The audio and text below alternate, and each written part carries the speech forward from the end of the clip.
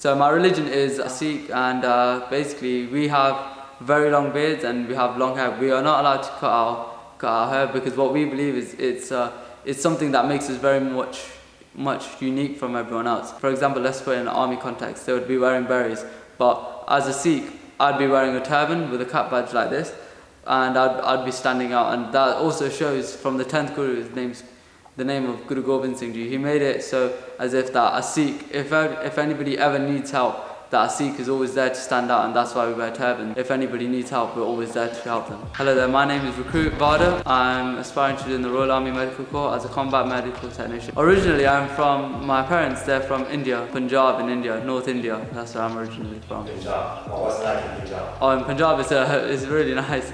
Honestly, it's a really nice place to live, and like, it's very, how can I say, old. Like, there's no technology, everybody's outside, everybody's more active. There's no like sort of PlayStations, none of that sort of stuff. You all bond together and you're all well with each other. Oh, the population, I'm not too sure, but it's like 20 million. That's how much. It's a lot. There's a lot of people there. Yeah, there are a lot, honestly. Oh, the size of my family, I've got my mum, my dad, and then one little brother, younger brother. So you're the oldest one? I'm the oldest one. So it was difficult for you to join the army? Yeah, it was kind of difficult on that, yeah.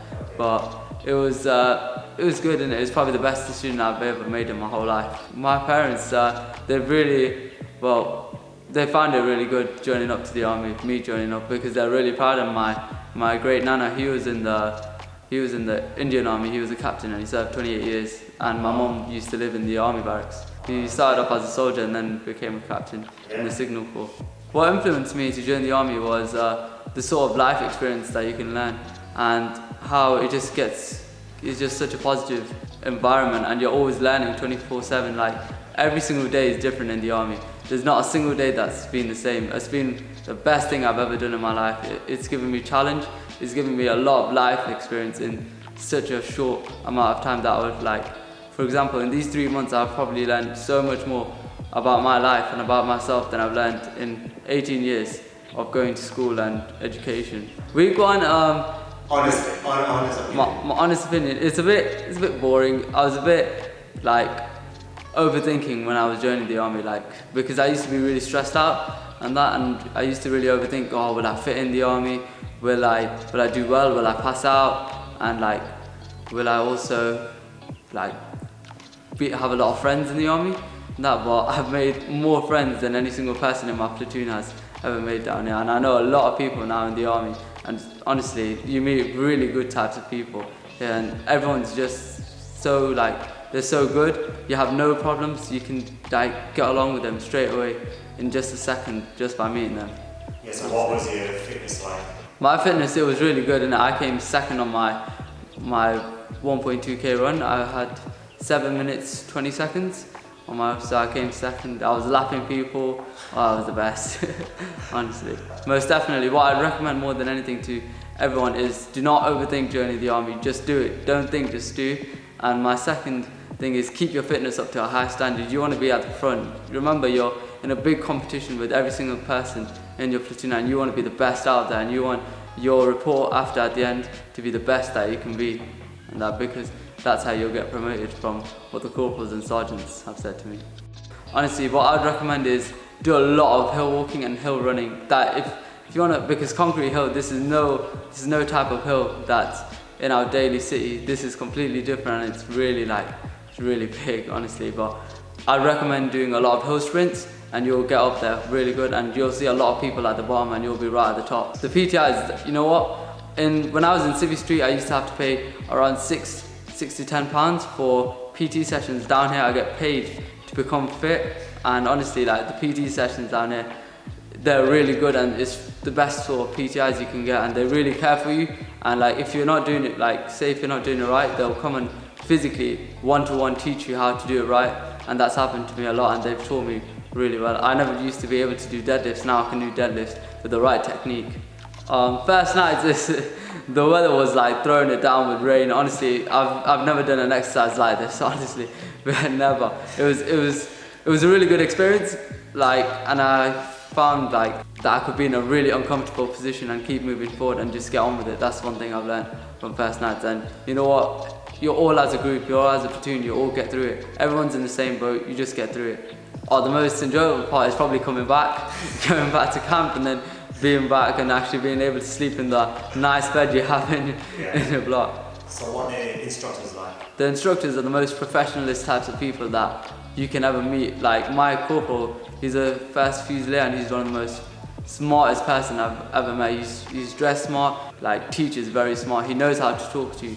They don't like my corporal, he doesn't shout at me in any formal way because he knows what people are like and he knows that everyone's different and everybody learns different as well. But also he treats me just like a younger brother. My corporal, I've learned so much about myself from that corporal that I've got utmost respect for him, and I've learned to stick to orders. Like if he tells me to do something, I'll just do it straight away. I won't ask any questions because I know for a fact that he's doing it for the better of me, and there's always a good reason to it. The first time I did drill, oh my god, like a lot of people were going out of step. Honestly, not everyone were getting their hands high up and straight.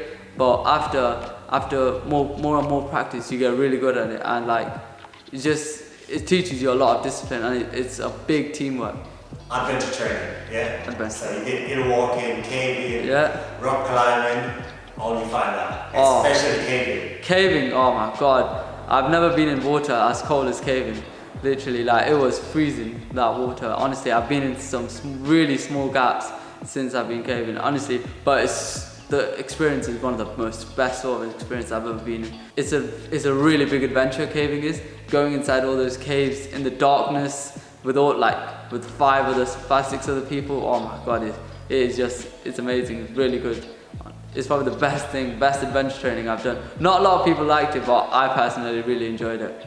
You went to Belgium, so what's the trip like there? The Belgium, it's really nice. You get a lot of sleep at the start on the bus, but when you go to all the war memorials and you go to all the cemeteries, you learn a lot about how grateful you are to be here and grateful for the people that have served in the past and are serving in the present. And you know why you joined the army and you become more confident in yourself. It's also about showing mercy as well and showing that you're grateful to all those people that have died, especially. And what the sort of experience that I've been in Belgium, it was like it would have cost a lot of money in Civvy Street, but down here I got paid to learn how to get an experience that I'd probably never ever get in my life. We did a massive parade as well at Menin Gate, and that was a really, really good experience. And I've learned a lot about not only just soldiers from from all backgrounds, but also Sikh soldiers as well, of how many people that have served in World War I, World War II, and Battle of Saragari, and it's very interesting as well. And it makes me very more proud as Sikh to serve in the British Army.